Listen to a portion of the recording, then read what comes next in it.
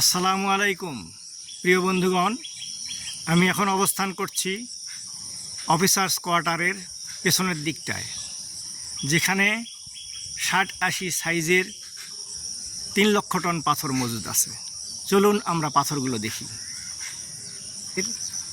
একটা বিশাল স্তূপ দেখা যায় এবং এরকম কয়েকটি স্তূপ আমাদের এখানে রয়ে গেছে।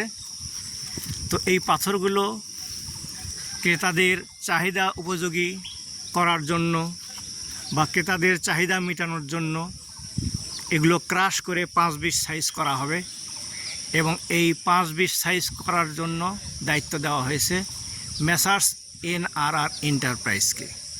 শীঘ্রই এগুলো 5-20 সাইজ করা হয়ে গেলে এর মাধ্যমে আমরা কস্টিং করব এবং দেখব যে এই প্রতিষ্ঠানে এটি করা হলে আর্থিকভাবে এটি লাভজনক হবে নাকি ক্ষতির কারণ হবে।